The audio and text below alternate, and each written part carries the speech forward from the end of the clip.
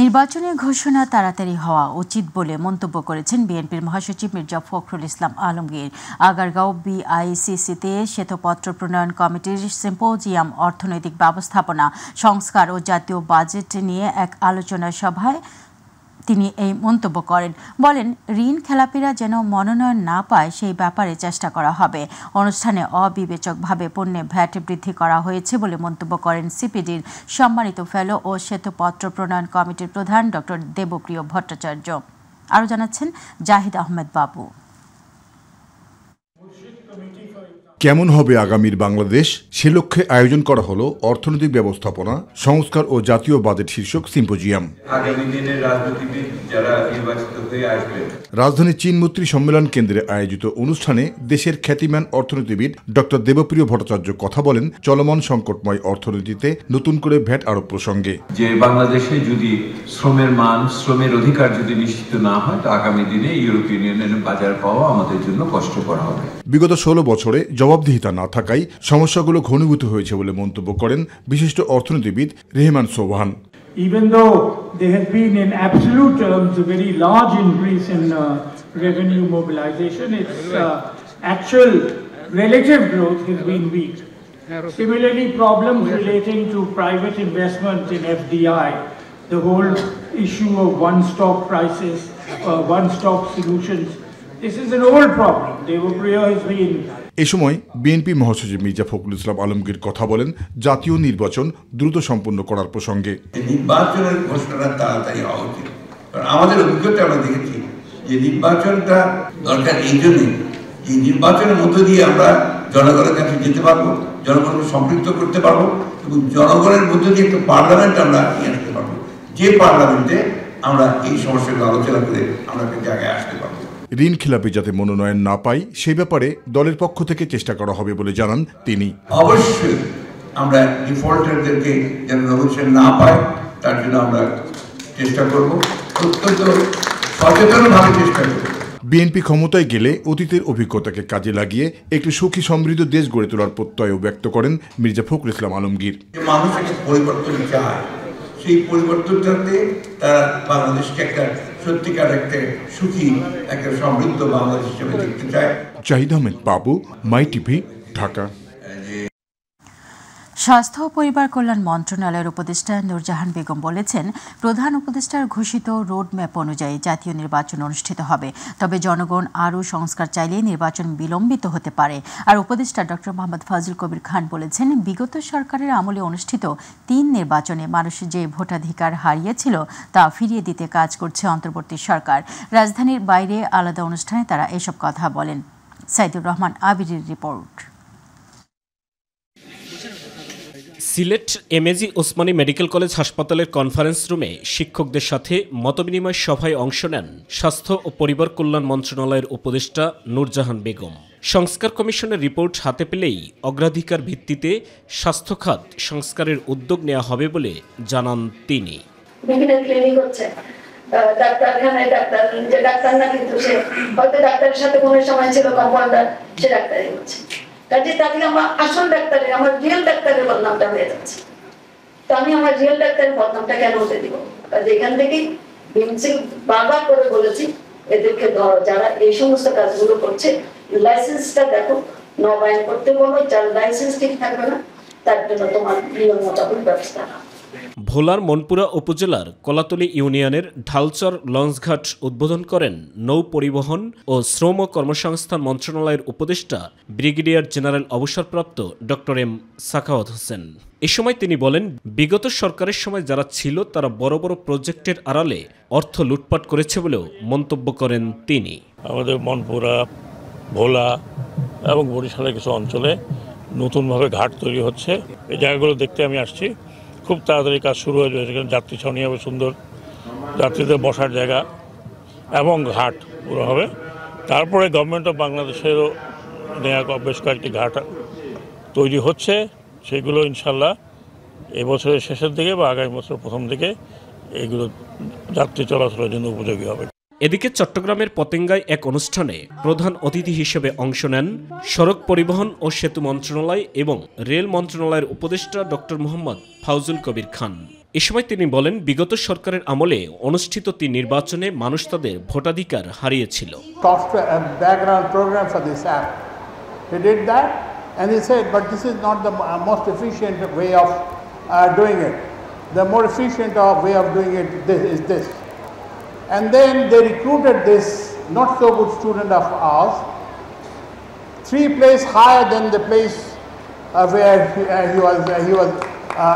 he applied for. একটি বৈষম্যহীন সমাজ গড়তে বর্তমান অন্তর্বর্তীকালীন সরকার চেষ্টা করে যাচ্ছে বলেও জানান ফাউজুল কবির খান। সাইদুর রহমান আবির, মাই টিভি নিউজ ডেস্ক। দেশ থেকে চাঁদাবাজি ও ঘুষ বন্ধ না হলে গণ অভ্যুত্থানে শহীদদের আত্মার সাথে বেইমানি করা হবে বলে মন্তব্য করেছেন জামায়াতের ইসলামীর আমির ডাক্তার শফিকুর রহমান। দুর্নীতির বিরুদ্ধেও ন্যায় বিচার প্রতিষ্ঠা হবার আগ পর্যন্ত লড়াই চলবে জানিয়ে তিনি বলেন, দুঃশাসনমুক্ত মানবিক বাংলাদেশে গড়তে চায় জামায়াত ইসলামী। রাজশাহীর মাদ্রাসা মাঠে কর্মী সম্মেলনে প্রধান অতিথির বক্তব্যে তিনি এসব কথা বলেন। প্রতিনিধি শাহরিয়ার অন্তু আবু মুসার তথ্য, ছবিতে আতিকুর রহমান তিতাসের রিপোর্ট। দীর্ঘ 15 বছর পর রাজশাহীতে বড় পরিসরে জামায়াতের এ কর্মী সম্মেলন। সকাল থেকেই খণ্ড খণ্ড মিছিল নিয়ে জামায়াতের নেতাকর্মীরা সম্মেলন স্থলে আসতে শুরু করেন। 9টার আগেই কানায় পূর্ণ হয়ে যায় সমাবেশ স্থল।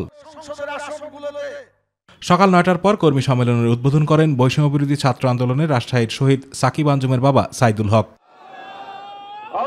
পরে প্রধান অতিথির বক্তব্যে জামায়াত ইসলামের আমির ডাক্তার শফিকুর রহমান বলেন, দেশ থেকে চাঁদাবাজি ও ঘুষ বন্ধ না হলে গণ অভ্যুত্থানে শহীদদের আত্মার সাথে বেইমানি করা হবে। দুর্নীতির বিরুদ্ধেও ন্যায় বিচার প্রতিষ্ঠা হবার আগ পর্যন্ত লড়াই চলবে বলেও জানান তিনি। অফিস আদালতে যারা ঘুষ বাণিজ্য করেন, আবার মামলা বাণিজ্য অনেকে করে, তাদের প্রতি আমাদের আন্তরিক অনুরোধ, ভাই কাজগুলা করিয়েন না।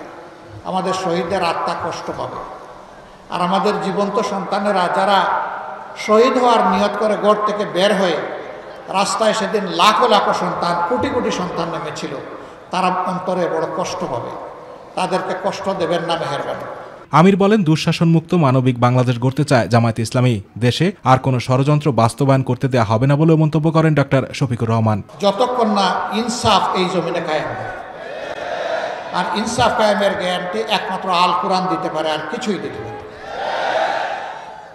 এই কোরআনিক শাসন সকল ধর্মের, সকল দলের, সকল বর্ণের মানুষের জন্য একমাত্র ইজ্জতের গ্যারান্টি। এই কোরআনের শাসন কায়েমের মধ্য দিয়ে একটা মানবিক বাংলাদেশ আমরা করতে চাই। এদিকে সকালে বুড়িচং মডেল সরকারি প্রাথমিক বিদ্যালয় মাঠে আয়োজিত কর্মী সম্মেলনে প্রধান অতিথির বক্তব্যে জামায়াত ইসলামীর কেন্দ্রীয় সহকারী সেক্রেটারি জেনারেল মাওলানা মোহাম্মদ শাহজাহান বলেন, আসন্ন জাতীয় নির্বাচনের আগে শেখ হাসিনার বিচার করতে হবে। শেখ হাসিনার বিচার করতে হবে। শেখ হাসিনার বিচার করে যদি নির্বাচন দেয়া হয়, তাহলে সেই নির্বাচনে বাংলাদেশের মানুষের আকাঙ্ক্ষার প্রতিফলন ঘটবে। আতিকুর রহমান তিতাস, মাই টিভি। শেখ হাসিনাকে খুঁজে এনে অবশ্যই তার প্রাপ্য শাস্তি দেওয়া হবে বলে মন্তব্য করেছেন অন্তর্বর্তী সরকারের প্রধান উপদেষ্টা প্রেস সচিব শফিকুল আলম। তিনি বলেন, অন্তর্বর্তীকালীন সরকার হোক বা পরবর্তী যে সরকারই আসুক না কেন, তাদের প্রধান কাজ হবে শেখ হাসিনাকে দেশে এনে তাকে তার প্রাপ্য শাস্তির আওতায় আনা। এজন্য অবশ্যই বৈদেশিক চাপ প্রয়োগ করতে হবে। কুষ্টিয়ার ইসলামী বিশ্ববিদ্যালয়ের বীরশ্রেষ্ঠ হামিদুর রহমান মিলনায়তনে বিশ্ববিদ্যালয় প্রশাসন ও সাংবাদিক সমিতির যৌথ উদ্যোগে আয়োজিত জুলাই বিপ্লবের আকাঙ্ক্ষা ও গণমাধ্যমের ভূমিকা শীর্ষক সেমিনারে এইসব কথা বলেন তিনি। নামে কেস হয়েছে আইসিটিতে, তাকে আমরা এক্সট্রাডিশন চেয়েছি এবং এটা একটা লিগ্যাল প্রসেসে তাকে, এবং আমরা পুরো সারা জাতি যদি সোচ্চার থাকি এবং এটা যদি আমরা প্রেশার রাখতে পারি, ঠিকই তাকে আনা হবে। সে আপনার মনে আছে, সে তার বাবার খুনিকে যেভাবে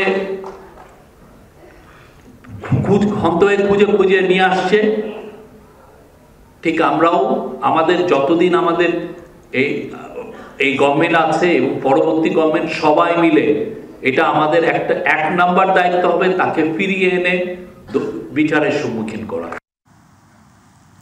নির্বাচন ব্যবস্থা সংস্কার কমিশনের প্রধান ডক্টর বদিউল আলম মজুমদার বলেছেন, রাজনৈতিক অঙ্গনকে দুর্বৃত্ত মুক্ত করতে হবে। তিনি বলেন, স্বৈরাচার ফ্যাসিস্ট যেন ফিরে এসে সংসদে যেন আসন নিতে না পারে এবং কারো সাথে অন্তর্ভুক্ত হতে না পারে, এই দুটি বিষয়ে গুরুত্ব দিয়ে নির্বাচন সংস্কার সুপারিশ করা হয়েছে।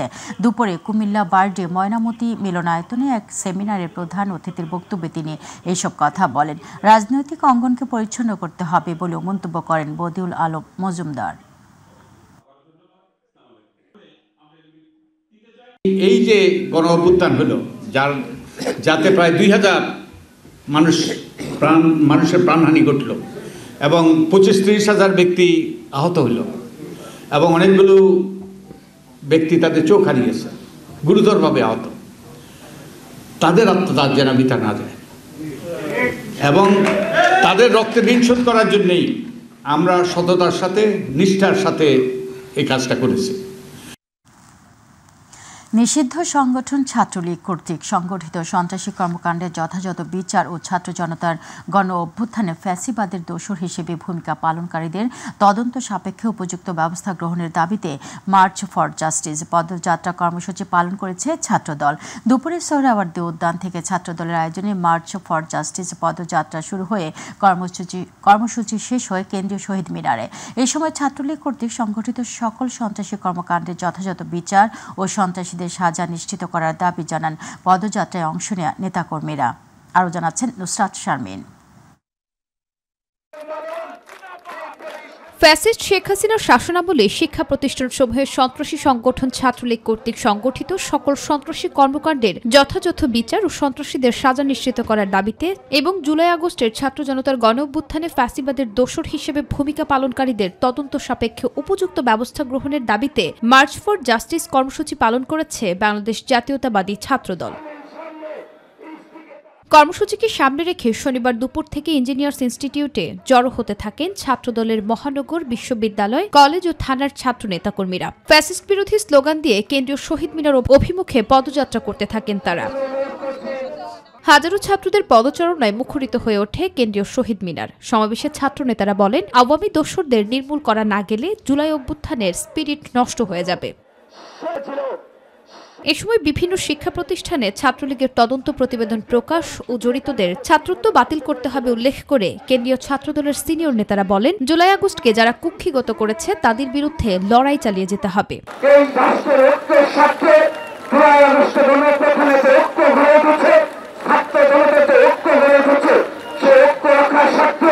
আমরা বাংলাদেশ জাতীয় ছাত্রদল সর্বোচ্চ সহনশীল এবং সংযম ধৈর্যের পরিচয় দিয়েছি। আমরা আনুষ্ঠানিকভাবে আজকের মার্চ ফর জাস্টিস কর্মসূচির মাধ্যমে বাংলাদেশের সকল শিক্ষা প্রতিষ্ঠানের প্রশাসনকে অনুরোধ জানাচ্ছি, সম্মানিত ভিসি স্যারদের এবং প্রিন্সিপাল স্যারদের অনুরোধ জানাচ্ছি, এই সবগুলো ক্যাম্পাসে বিগত 15.5 বছরে যে সময় ছাত্র দলের নেতা কর্মীদের উপর সন্ত্রাসী কায়দায় বারবার হামলা করা হচ্ছে, হত্যা করা হচ্ছে, এই সেসব ছাত্রলীগের নেতা কর্মীদের বিচারের আওতায় দ্রুততম সময় নিয়ে আসতে হবে। বর্তমান সরকারের কাছে নিষিদ্ধ সংগঠনের নেতাকর্মীদের গ্রেফতারের দাবিও জানান কর্মসূচিতে আগত ছাত্র নেতাকর্মীরা। নুসরাত শারমিন, মাই টিভি, ঢাকা। মুদ্রানীতি ও বাজার ব্যবস্থাপনায় সরকারের সমন্বয়হীনতা রয়েছে, এমন অভিযোগ করেছেন বিএনপির মহাসচিব মির্জা ফখরুল ইসলাম আলমগীর। সকালে গুলশানে বিএনপি চেয়ারপারসনের রাজনৈতিক কার্যালয়ে এক সংবাদ সম্মেলনে এই অভিযোগ করেন তিনি। এ সময় আওয়ামী লীগের লুটপাটের বাজেট বাস্তবায়ন করার প্রেক্ষাপটে দেশে নেই বলে মন্তব্য করেন বিএনপির স্থায়ী কমিটির সদস্য আমির খসরু মাহমুদ চৌধুরী। ইউসুফ আলীর রিপোর্টে বিস্তারিত। বাজেট নিয়ে বিস্তারিত তুলে ধরতে গুলশানে দলের চেয়ারপারসনের কার্যালয়ে সংবাদ সম্মেলনের আয়োজন করে বিএনপি। দলের স্থায়ী কমিটির সদস্য আমির খসরু মাহমুদ চৌধুরী বলেন, বাস্তবতার নিরিখে কর আরোপ করলে জনগণ উপকৃত হতো। এই লুটপাটের বাজেটকে তারা বাস্তবায়ন করা প্রেক্ষাপট কিন্তু বাংলাদেশে বর্তমানে নাই, এবং আমি মনে করি তারা বাংলাদেশের যে অর্থনৈতিক প্রেক্ষাপট এবং যেহেতু এটা অনির্বাচিত সরকার, তারা একটা অন্তর্বর্তীকালীন বাজেট অ্যাড্রেস করা উচিত ছিল। বিএনপির মহাসচিব মির্জা ফখরুল ইসলাম আলমগীর বলেন, বাজেট জনমুখী না হলে জনগণের উপর বোঝা হয়ে দাঁড়াবে। জনগণের কাছ থেকে সহজ পন্থায় পরোক্ষ কর আদায় করে রাজস্ব বৃদ্ধির এনবিআর এর অযৌক্তিক পরামর্শ জাতীয় স্বার্থ বিরোধী। গত 15 বছরে ফ্যাসিবাদী লুটেরা গোষ্ঠী ও তাদের দোসর অলিগার্করা জনগণের সম্পদ লুটের অংশ হিসেবে ধনিক শ্রেণীর ওপর আয় করের তুলনায় সাধারণ মানুষের উপর পরোক্ষ কর বেশি বসিয়ে রাজস্ব আহরণ করছে। বলার অপেক্ষা রাখে না, এর পরিণতিতে সমাজের চরম অর্থনৈতিক বৈষম্য বৃদ্ধি পেয়েছে। বর্তমানের প্রেক্ষিতে এবং উপরোক্ত আলোচনার প্রেক্ষিতে আমরা মনে করি সাধারণ জনগণের উপর কর, ভ্যাট তথা পরোক্ষ কর আরোপের মতো এই অপরিণামদর্শী সিদ্ধান্ত অবিলম্বে প্রত্যাহার করার আমরা আহ্বান জানাচ্ছি। ইউসুফ আলী, মাই টিভি, ঢাকা। চাঁপাইনবাবগঞ্জের শিবগঞ্জ উপজেলার কিরণগঞ্জ সীমান্ত এলাকা দিয়ে অনুপ্রবেশ করে বাংলাদেশিদের আম গাছের ডাল কেটে নিয়ে যাওয়ার চেষ্টা করেছে বিএসএফ ও ভারতীয়রা। এ সময় বিজিবি স্থানীয়দের সাথে নিয়ে তাদের এই কার্যক্রমকে রুখে দেয়। এতে বেশ কয়েকজন আহত হয়েছেন। স্থানীয়রা জানান, দুপুর 12:30টার দিকে হঠাৎ করে বিএসএফ ও শতাধিক ভারতীয় মিলে ভারতীয় সীমান্ত এলাকায় অনুপ্রবেশ করে এবং বাংলাদেশ প্রান্তে 12 থেকে 15টি আম গাছ কেটে ফেলে। এ সময় স্থানীয়রা বিজিবিকে সহযোগিতা করতে সীমান্ত এলাকায় ছুটে আসেন। দুই পাশে উত্তেজনা দেখা দেয়। এ সময় স্থানীয় ভারতীয়রা বাংলাদেশিদের উপর পাথর ছুঁড়ে মারে। এতে বেশ 2 জন বাংলাদেশি আহত হন। পরে ভারতীয়রা কাটা গাছ ও ডালপালা ফেলে পালিয়ে যায়। এই ঘটনায় বিজিবি ও বিএসএফ এর মধ্যে পতাকা বৈঠক অনুষ্ঠিত হয়েছে। বিষয়টি ক্ষমাসুন্দর দৃষ্টিতে দেখতে বলেছে বিএসএফ।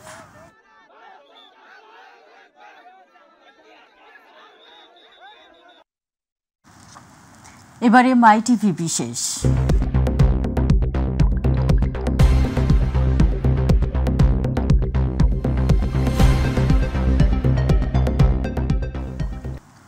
শহরের কর্মজীবী মানুষের আড্ডার অন্যতম স্থান চায়ের দোকান। দিনভর হাড় ভাঙা পরিশ্রম শেষে সন্ধ্যায় চায়ের দোকানে আড্ডার মধ্য দিয়ে যেন প্রাণ চাঞ্চল্য ফিরে আসে তাদের মধ্যে। চায়ের কাপে চুমুক দিয়ে দেশ বিদেশকে তারা নিয়ে আসেন হাতের মুঠোয়।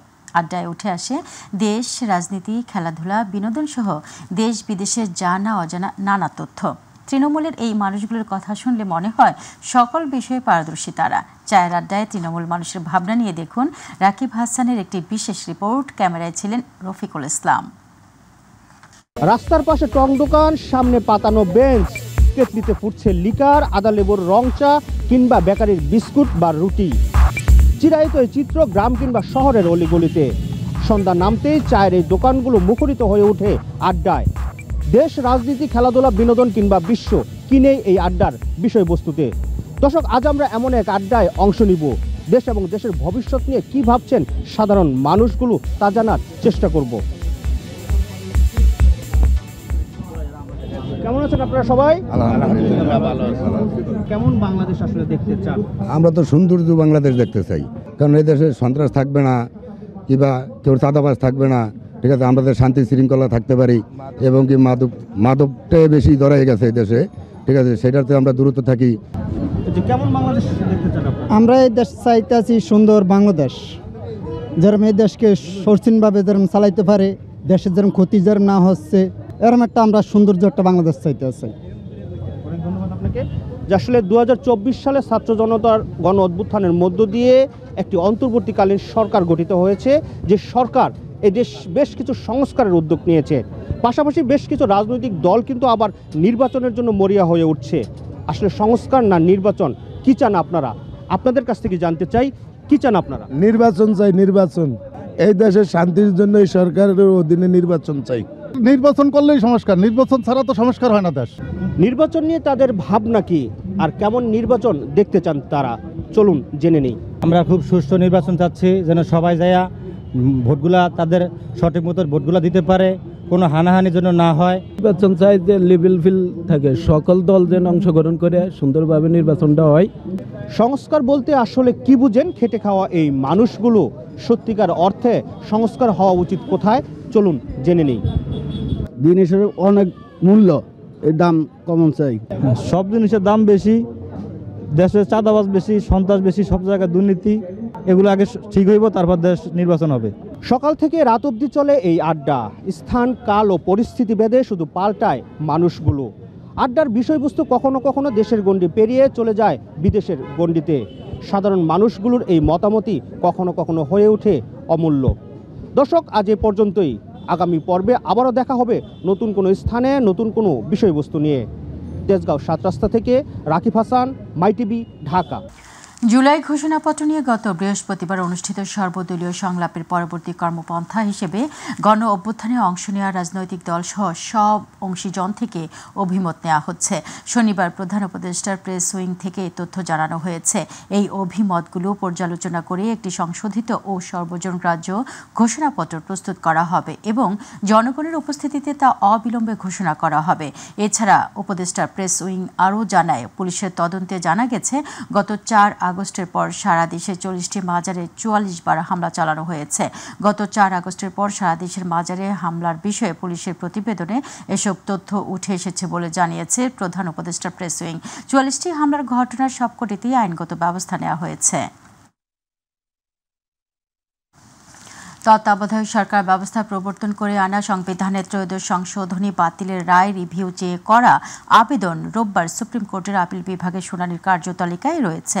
গত ১ ডিসেম্বর প্রধান বিচারপতি ডক্টর সৈয়দ রেফাত আহমেদের নেতৃত্বাধীন আপিল বিভাগ এই রিভিউটি ১৯ জানুয়ারি শুনানির জন্য ধার্য করেন। তত্ত্বাবধায়ক সরকার ব্যবস্থা বাতিল সংক্রান্ত সংবিধানের 'ত্রয়োদশ সংশোধনী বাতিলের রায়ের বিরুদ্ধে ১৬ অক্টোবর রিভিউ করেন বিএনপির মহাসচিব মির্জা ফখরুল ইসলাম আলমগীর। তার আগে এই বিষয়ে রিভিউ করেন সুজনের সম্পাদক ডক্টর বদিউল আলম মজুমদার। এছাড়া বাংলাদেশ জামায়াতে ইসলামীর পক্ষে দলটির সেক্রেটারি জেনারেল অধ্যাপক মিয়া গোলাম পরওয়ার রিভিউ আবেদন করেন। এসব রিভিউ আবেদনের একসঙ্গে শুনানির জন্য নির্ধারণ করা হয়।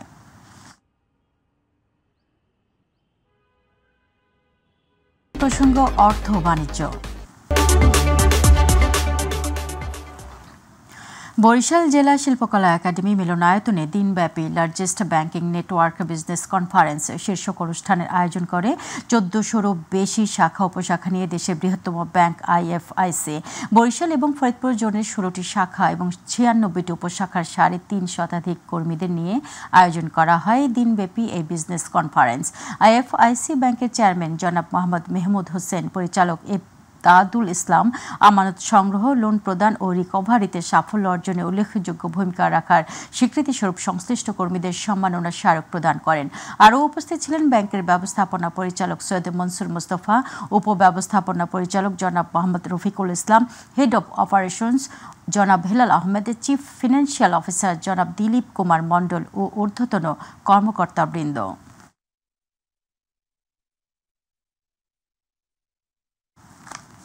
জানাবো প্রবাসীর সংবাদ।